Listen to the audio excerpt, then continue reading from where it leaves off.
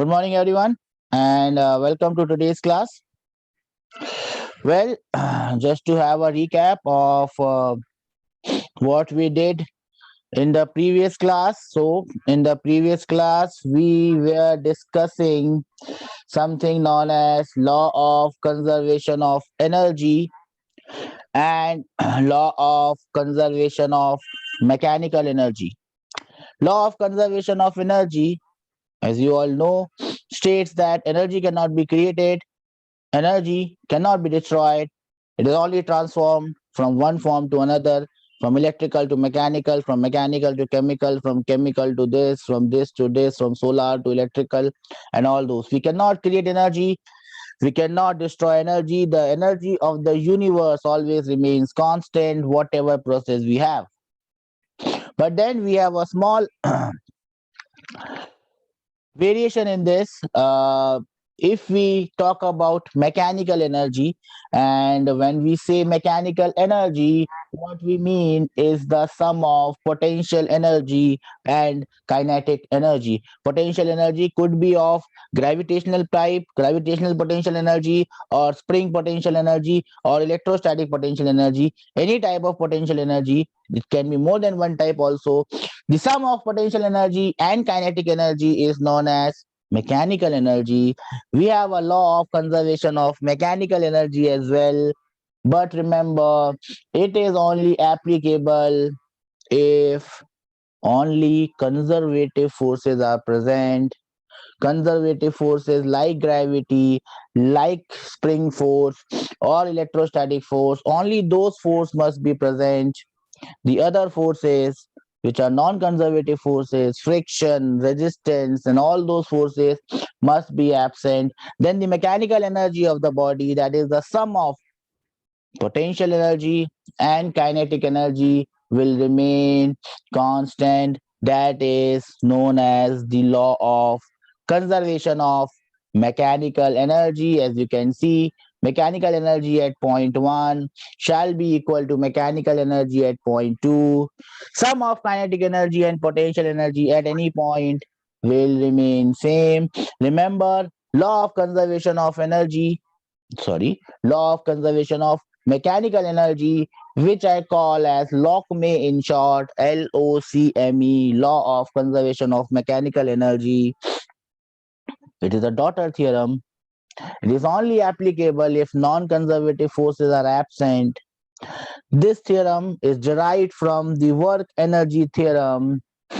Work energy theorem is the mother theorem. That means you can apply this work energy theorem everywhere, whether they are conservative forces, whether they are non-conservative forces, whether there is a combination of force. Friction is also there, gravitation is also there, resistance is also there.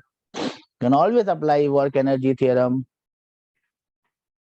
But if the non-conservative forces are not there, applying law of conservation of energy becomes very easy. As I can see that you are also doing the chapter on gravitation, and in that chapter on gravitation you would be doing questions based on law of conservation of mechanical energy. So what I would suggest is I'll do a problem to illustrate how you can use both in one question. So we'll do a problem before going any further to illustrate that any question that can be done with law of conservation of energy can also be done by the mother theorem. The mother theorem is definitely your work energy theorem. I know that probably we have done this question before, but still we will try to do it one more time so that we understand both the questions can be done by two different ways. So the question goes like this. I have this triangular wedge which is at rest.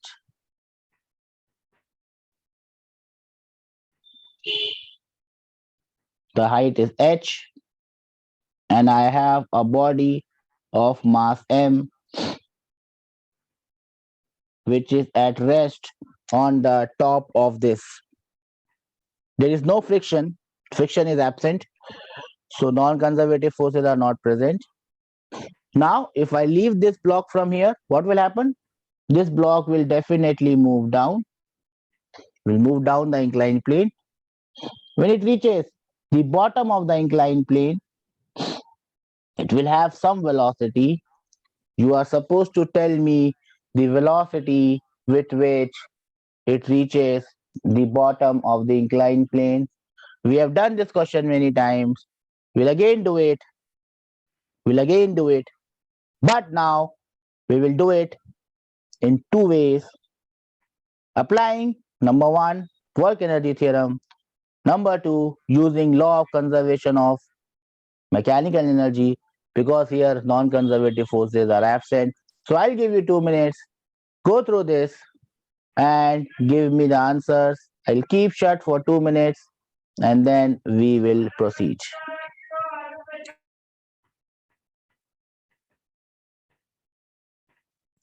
Your time starts now.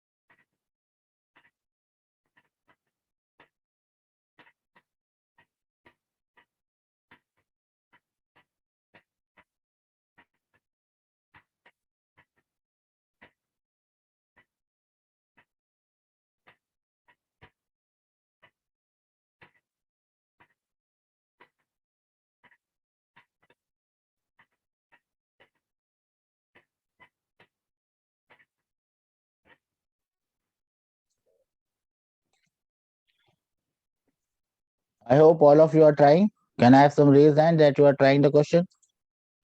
Offline class, students in the online class, Abhiram, are you trying the question? Okay, I'll give you a minute to do it.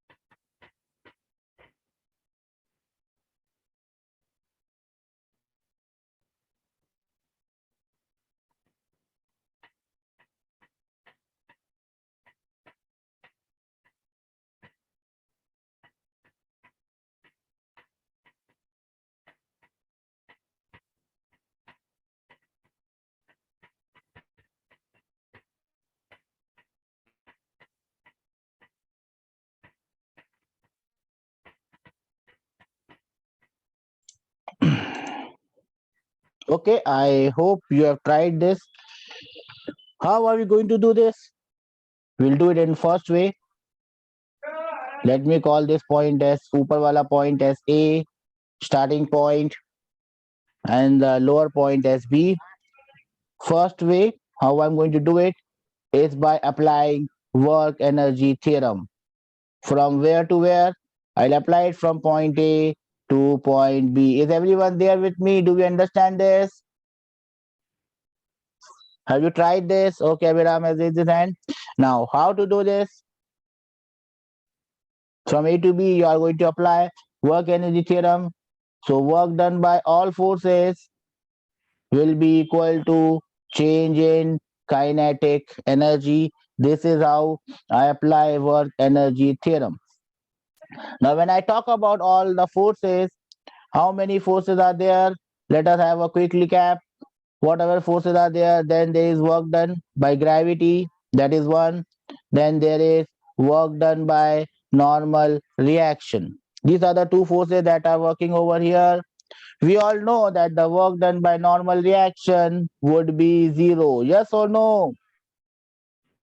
Yes or no? Do we understand this? Work done by normal reaction would be zero. Normal reaction is perpendicular. The body is going to move in the perpendicular direction to normal reaction. Work done by normal reaction would be zero. The only work done that we have to do, that we have to understand, is work done by gravity. So now I'll write this like this. Oops, wrong color. So basically this becomes work done by gravity will be equal to change in kinetic energy. This becomes my work energy theorem applied from point A to point B. What next? Next is simple. Just need to find out the work done by gravity. Body moves from point A to point B. It moves from up to down. Work done by gravity does not depend on path. It only depends on the vertical height. It moves from up to down. It is positive. How much is the answer? Everyone knows this answer. This answer is, oops, wrong color again. This answer is plus mgh. That must be equal to change in kinetic energy. Final kinetic energy is half mv square. Initial kinetic energy is 0. Voila, this is the answer.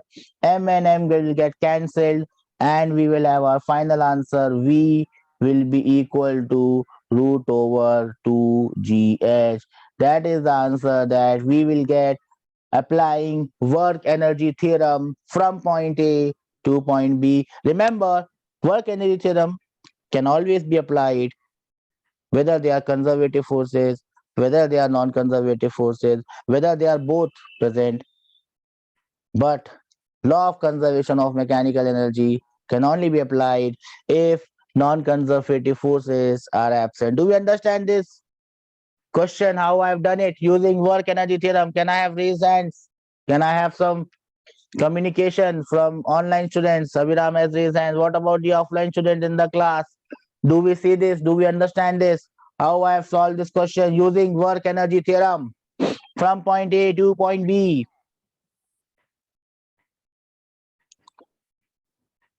Okay, everyone understands this. That's it. A good sign. Now, since conservative forces are only present and non-conservative force like friction and resistance are absent, I can also solve this question using our new funda, our new concept of lock-me. So now I will apply lock-me, law of conservation of mechanical energy between the same 2 points from point A to point B. I'll give you a minute again, and I hope that you can do this question on your own. You can do this question by lock-me on your own. That means lock-me, law of conservation of mechanical energy is clear. 1 minute.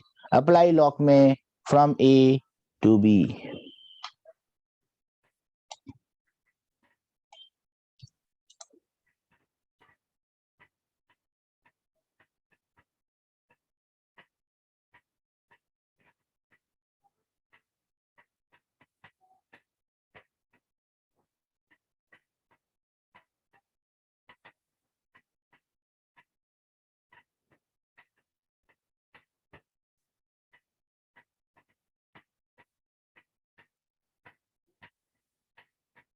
Mutiara Chem.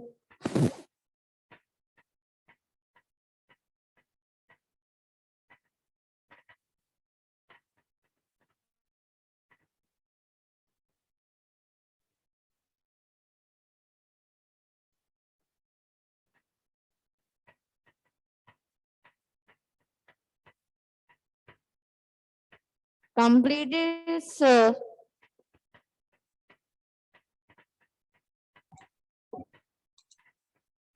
Okay, I think you have completed this. How to do this? You just have to find the mechanical energy at point A, find the mechanical energy at point B.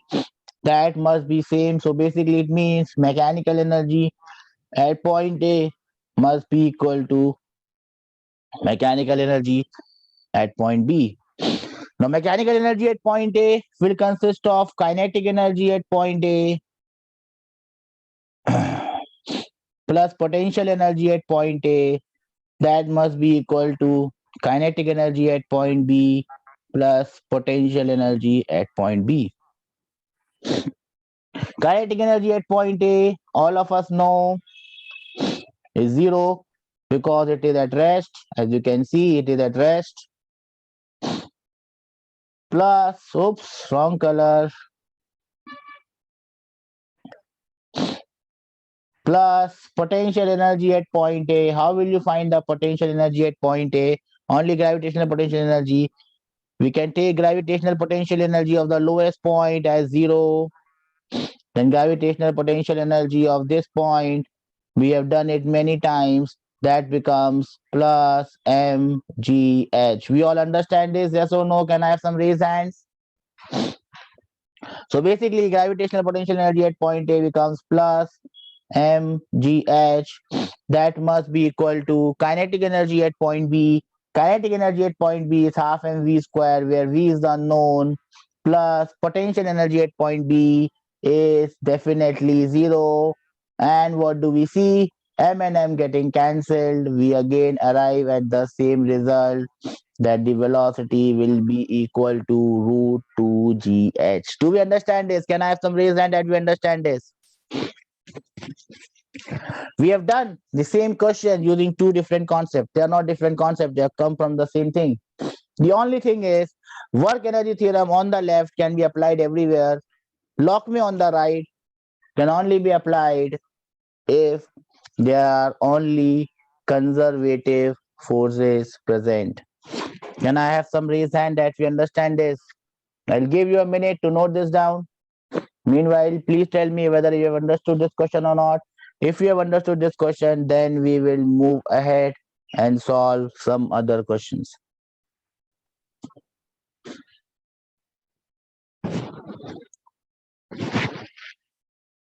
Give you a minute to note this down. Is this question clear to all? Can I have some raised hands? If you have any doubt, you can please raise your doubts.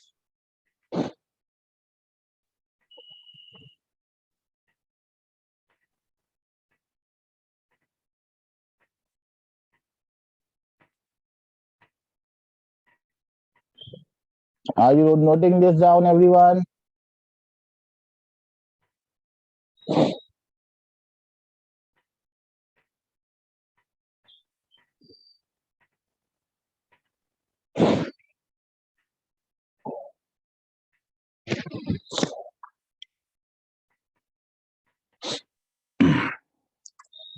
Are you noting this down, everyone?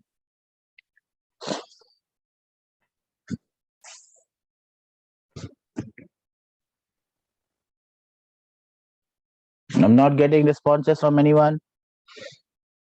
Is it clear to everyone? Are we noting it down? Offline class, online class? Okay.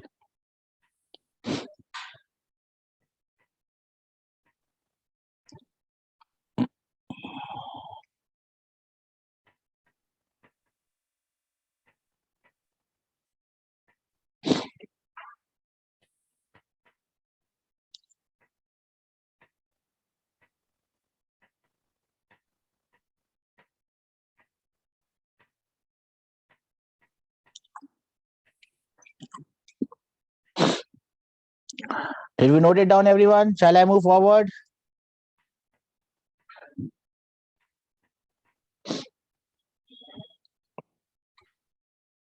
Okay. The next question comes like this. As you can see here, this is a frictionless surface. No friction. Friction is not going to come because we are going to apply law of conservation of mechanical energy. This is a frictionless surface and a block of mass m is moving on this surface, At the other end, we can see a spring of spring constant K put attached to the wall at one end. The spring is relaxed, obviously. Now, what is going to happen is that this block is going to hit the spring, and then the spring will go to compress, will keep on compressing, will keep on compressing. At one point in time, the compression in the spring would be maximum. I hope you understand it. Block will keep on, block will keep on. Okay, here's what I found. Block will keep on compressing the spring, and at one point in time, the compression in the spring would be maximum. That is what you have to find out. Find out the maximum compression in the spring. Find out the maximum compression in the spring. I will give you 2 minutes to solve this. You have to find out the maximum compression in the spring. If there's any problem or any doubt about the question, you can raise it now.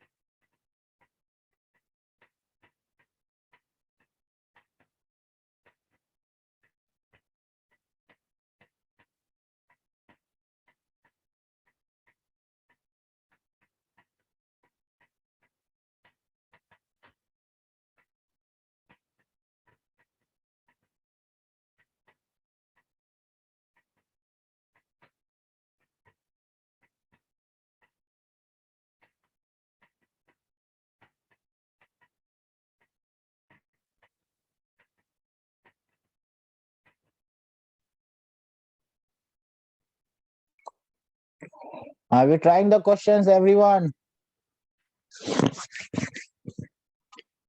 Online class, offline class, are we trying the question?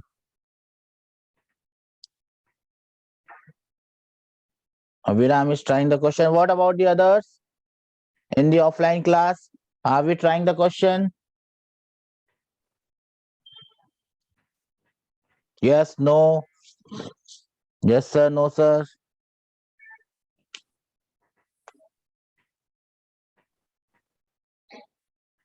One more minute.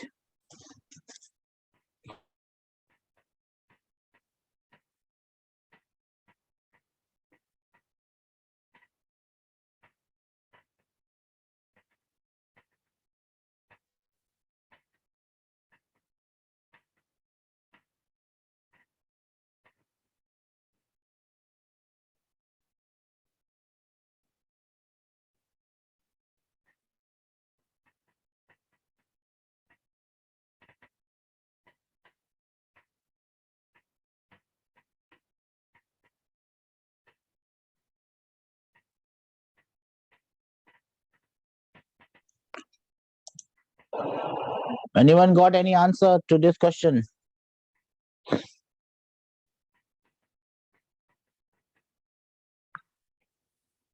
Anyone has any answer to this question?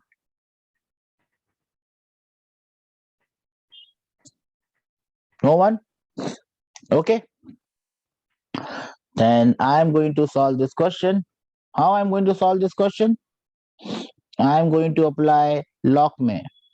From where to where? Let us say this point A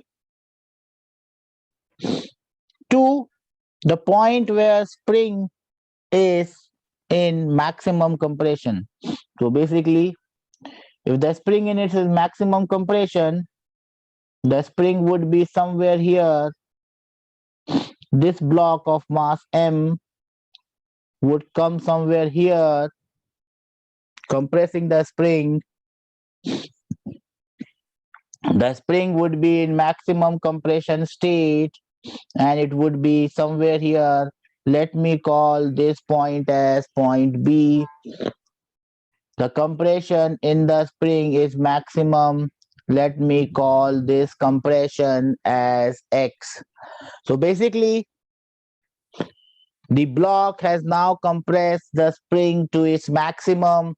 That is my condition B.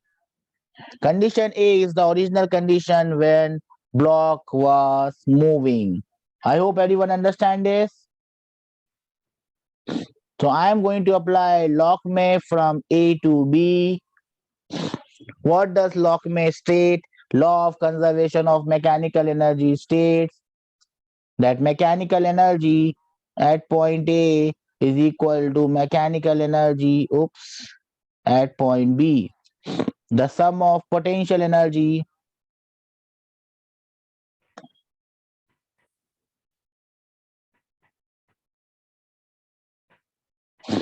something wrong. Okay. The sum of potential energy at point A plus kinetic energy at point A must be equal to potential energy at point B plus kinetic energy at point B. Do we all understand this? Now remember here, this potential energy at point A or potential energy at point B, whatever point I talk about, whether it is point A or point B, now this potential energy at this point basically consists of two types of potential energy. Two types of potential energy. One is of the gravitational type and the other one is of the spring type. Do we all understand this? That this question has both potential energies, gravitational potential energies as well as spring potential energy. Do we understand this? Can I have some raised hand that we understand this? It has both types of energies, both types of potential energies. It has gravitational potential energy as well as spring potential energy at point A as well as at point B. Do we understand this? Gravitational as well as spring. Do we understand this? Yes or no? Two types of potential energy are there in this question. One is gravitational potential energy and the other one is spring potential energy. Do we understand this? Can I have some reason that we understand this, sir?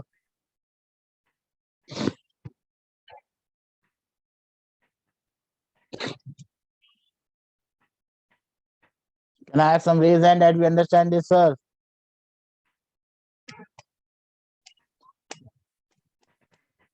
Okay. But remember, point A and point B are on the same level. Point A and point B are on the same level. Since they are on the same level, they will have same gravitational energy. Since they are on the same level, they will have same gravitational energy. So I can call both the energies as zero because they are also on ground. So I can call this energy as zero because they are all on ground. So this energy is zero. Gravitational potential energy at point A is zero.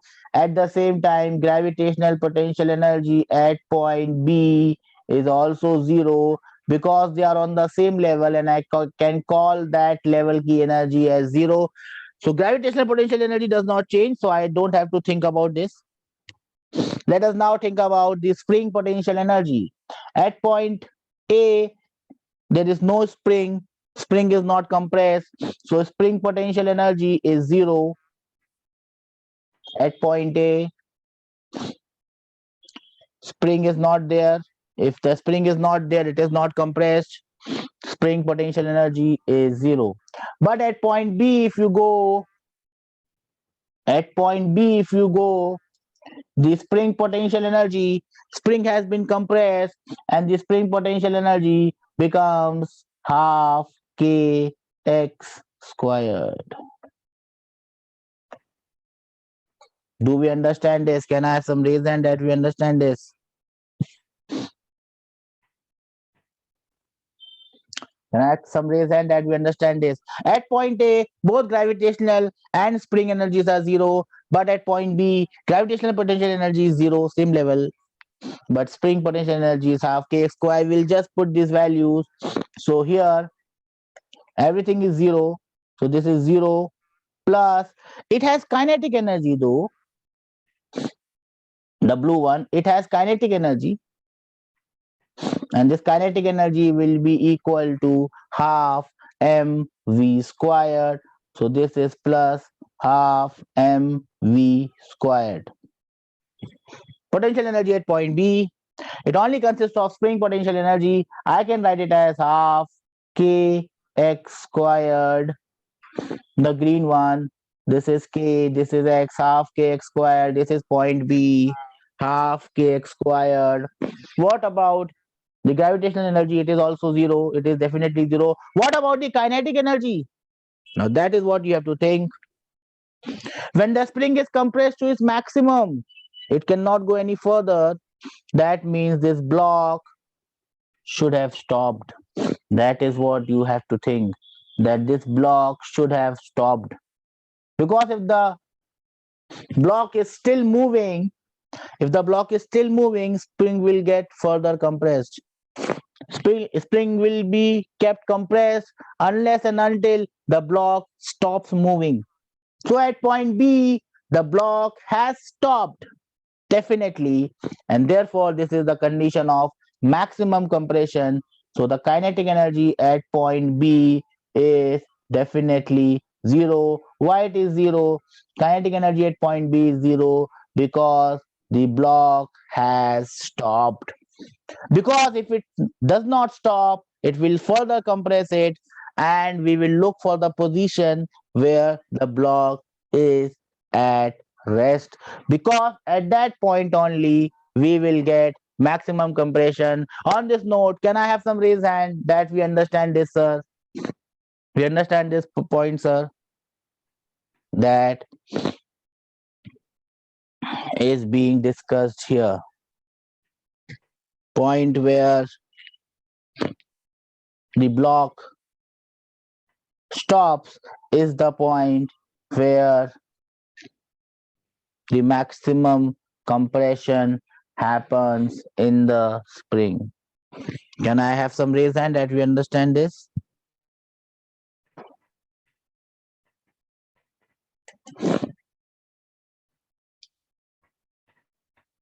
I'm waiting for everyone to tell me that they've understood this question.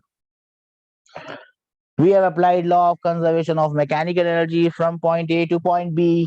Mechanical energy at point A is equal to mechanical energy at point B. At point A, we have found out gravitational potential energy, which is zero, spring potential energy, which is zero, kinetic energy, which is half mv square. At point B, we have found out gravitational potential energy as zero, spring potential energy as half kx square. Solving this equation, which is a very simple task, you can get the value of v, you can get the value of x, and from where I see x will be equal to v under root m by k. This is the answer that I see. I hope you have got the same answer. Can I have some raise hand that we have understood this and we have got the same answer, sir?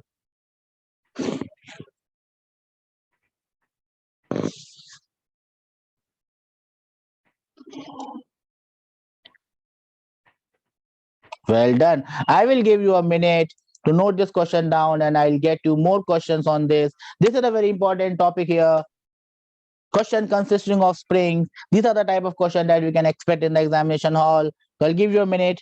Till then, I will start with the next question on the next page, which you can see once you are done with your question. So if you have any doubts here, please come up, bacha. Doubts are the way to understand a question.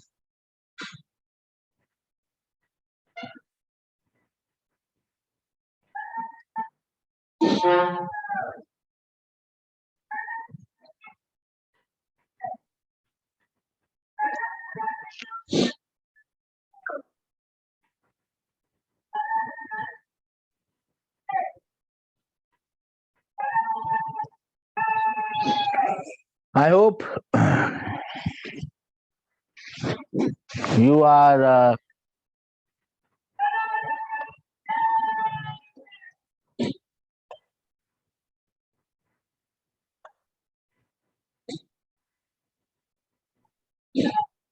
I hope you are noting down the question.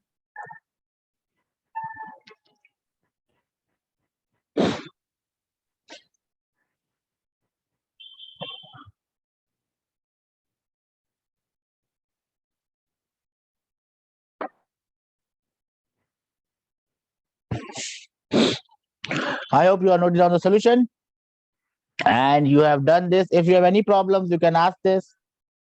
Else, we will move on to the next question. And the next question is again about maximum compression in the spring. Whenever a question of spring comes, it would be most of the times about the maximum compression in the spring. Here comes the next question on your screens. Now, what I have here is a block which is kept on some height h. At rest, which is very evident, it is kept at rest. Obviously, friction is not present. I don't want to complicate the problem putting in friction. Friction is not there. What happens now? I leave this block, I release this block. What will happen? The block will move down. There is no friction. The block will move forward. At the end of the road, there is a wall and a spring is attached to the wall of spring constant K. The block is going to hit the spring and it will start to compress the spring. The question is pretty damn simple. What is the maximum compression in the spring? Maximum compression. Remember, we have done a question on maximum compression of the spring. Here comes your choice, your turn, not your choice, your turn to do this question and get confident about such questions. I'll give you 2 minutes. Think hard, solve the question. I am here. If any doubt, clear it. If you can do this question and the next one, well, you can stay happy that you are good with such questions. 2 minutes. Is that it's all you have?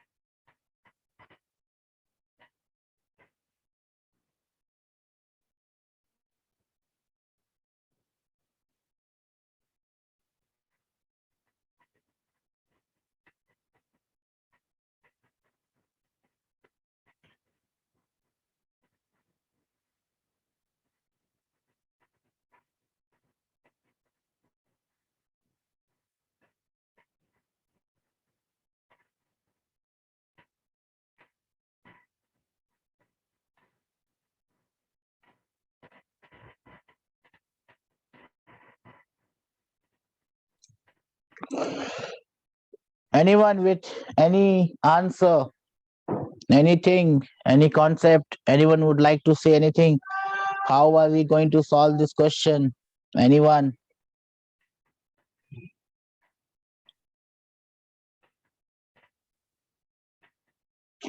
Anyone would like to say anything about this? No one seems interested in solving the question. Are we solving the question or not? That is the next question that is going to come. Are we solving the question or not? Are we solving the question or not? Are we solving the question or not?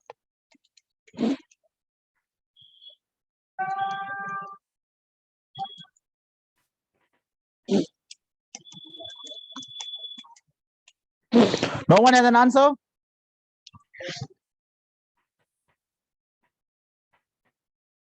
Are we trying the question? Abhiram, offline class. Are we there in the class? I don't see you guys, so I don't know whether you are there in the class. Abhiram is definitely there. What about the students in the offline class? Are we there?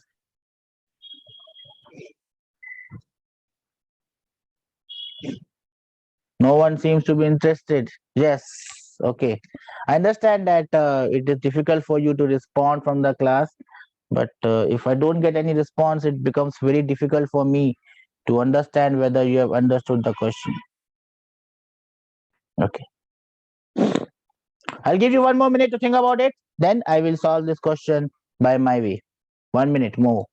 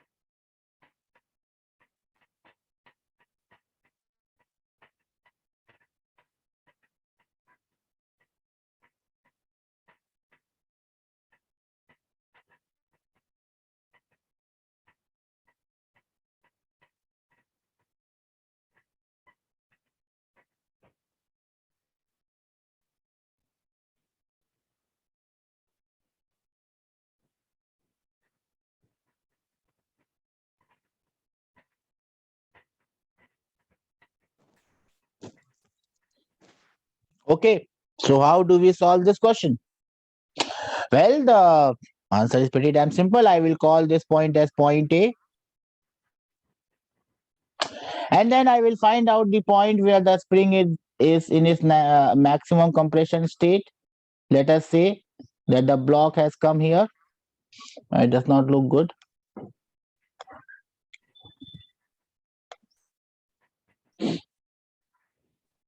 Hmm.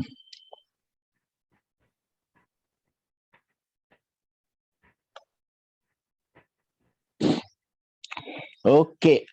So what I'm going to do is I'm going to draw the maximum compressed stage, and this is the stage of maximum compression. The block has moved and the spring has compressed by an amount x. Just compressed by an amount x. Let me call this position as position B. So position A is on the top of the hill. Position B is the position where what? Where the spring is compressed to the maximum. What I'm going to do is apply Lockme. Lockme from point A, the initial point, to point B, which is the final point. Mechanical energy at point A must be equal to mechanical energy at point B. Our usual steps: potential energy at point A plus kinetic energy at point A must be equal to potential energy at point B plus kinetic energy at point B. Now remember here, we have two types of potential energies: gravitation and spring. For gravitational potential energy, let us take the gravitational potential energy of the lowest point as 0. So gravitational potential energy of this point becomes plus mgh. Do we all understand this? Yes or no? So gravitational potential energy at point A becomes plus mgh plus mgh. This is the gravitational potential energy. You all understand this? This is your gravitational potential energy. But apart from gravitational potential energy, I also have one more potential energy, which is spring potential energy. But point A, there is no spring, so plus zero. This zero is for spring potential energy. I hope everyone is getting the point. Spring potential energy at point A is zero. There is no spring, so no spring potential energy. Plus, wrong color, plus kinetic energy at point A. This is kinetic energy at point A. Kinetic energy at point A is definitely zero because the block is at rest. So these are the conditions at point A. Let us now move on to point B, potential energy at point B. If we talk about potential energy at point B, the first potential energy is zero. Why it is zero? This zero is for gravitational potential energy at point B. I hope you all understand this. Can I have some raise hand that we understand this, sir? This is the gravitational potential energy at point B because it is the lowest point and gravitational potential energy is zero. Well done. Plus, I move on to the second type of potential energy, and the second type of potential energy is half kx squared. Half kx squared, the blue one, the blue one, the blue one, oops, the blue one is the spring potential energy at this point. As you can see, the spring is compressed by an amount x. So this is the spring potential energy. I hope everyone is getting this. I hope everyone is getting this. Plus, if we talk about kinetic energy at point B, kinetic energy at point B, the yellow one, oops, wrong color. Yellow one is zero because it has stopped. Why it has stopped? Because it is the point of maximum compression. The block has to stop. Equating the terms on both sides, what do I have? I have mgh on the left hand side and I have half kx squared on the right hand side. Rest all have been cancelled. From here I can get the value of x as 2 times mgh by k ka under root, and that is the answer that I was looking for. The maximum compression in the spring is root over 2 mgh by k. How did I get this? The answer looks really complicated, but it is not so complicated if you understand the basic principle. Law of conservation of mechanical energy at point A, at point B. Point A is the maximum height wala point where the block is at rest. Point B is the maximum compression wala point where the spring is in its maximum compression state. Remember, the block should have stopped here. If it does not stop, the spring will keep on getting compressed, and therefore this will not be the point of maximum compression. This is the point of maximum compression, and therefore the kinetic energy is zero. Here kinetic energy is zero because the block is at rest. Do we understand this? Can I have some reason that we understand this?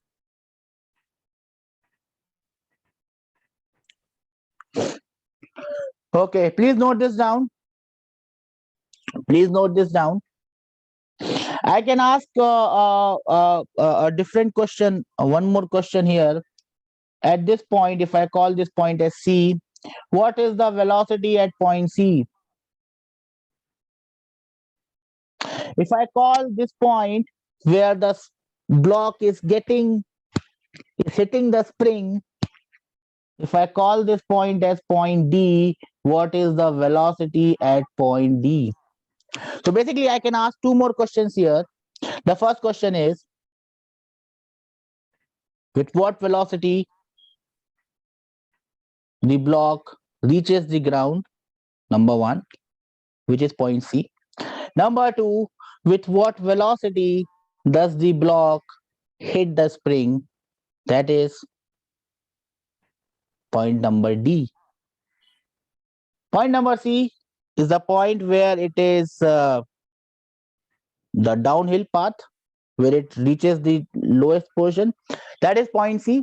What is the velocity at point C and what is the velocity at point D? Think about this question. Give me the answer. I'll give you a minute. Meanwhile, you can note down. Meanwhile, you can note down the solution. I also want the answers for point C and point D. One thing I want to ask you here, will the velocity at point C and will the velocity at point D, which I'm going to mark in orange, pink, whatever it is, will the velocity at point C and will the velocity at point D same or equal? Same or equal as in whether whether the velocity at point C and D would be same or will the velocities be different? That is the question. Velocity at point C and velocity at point D, will it be same or will it be different? I'll give you a minute, note down the question, and then find out the answer for velocity at point C and velocity at point D. And tell me whether the velocities are same or different.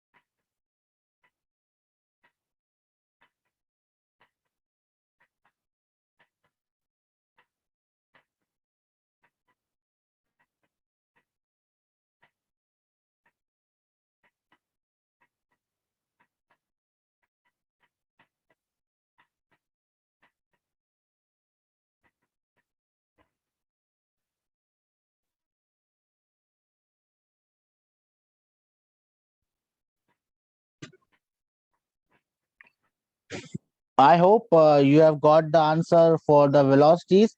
The first question is whether the velocity at point C and velocity at point D are same or different. What is the answer for that? Velocity at point C, if I call it as VC, and velocity at point D, if I call it as VD, will they be same or will they be different? Velocity at point C or velocity at point D? And the answer is they would be same because the net force acting on the particle is zero. When it reaches the lowest point, it will keep on moving with the same velocity from there on. There is no friction, there is no force. Normal reaction and gravity are balancing out each other, so the velocity will remain constant. Now, I can find out this also from Lockme. If I apply Lockme from point A to point C. If I apply Lockme from point A to point C, mechanical energy at point A will be equal to mechanical energy at point C, potential energy at point A plus kinetic energy at point A will be equal to potential energy at point C plus kinetic energy at point C. Potential energy at point A, we all know, is plus mgh, plus kinetic energy at point A is 0. We all know this. Potential energy at point C, lowest point is 0. Kinetic energy at point C is half mvc squared. From here, as you can see, I can calculate the value of Vc. The value of Vc, velocity at point C, will be equal to 2 root of gh. Do we all understand this? Can I have some raise hand that we understand this? Now, if I apply the same Lockme, instead of from point A to C, I apply it from point A to D. So you can see hardly anything changes. Mechanical energy at point A will now be equal to mechanical energy at point D. Potential energy at point A plus kinetic energy at point A will be equal to potential energy at point D plus kinetic energy at point D. Potential energy at point A, topmost point, is plus mgh. Kinetic energy is 0, as always. It is at rest. Potential energy at point D, which is the lowest point, is 0, plus kinetic energy at point D is half mvd square. From here, if I calculate the value of Vd will be same as Vc, and they both will be equal to root over 2gh. Why does this happen? Because there is no friction. Once it reaches the lowest point, it will keep on moving with the same velocity. So the velocity with which it reaches the lowest point is the same velocity with which it hits the spring. But when the spring starts to get compressed,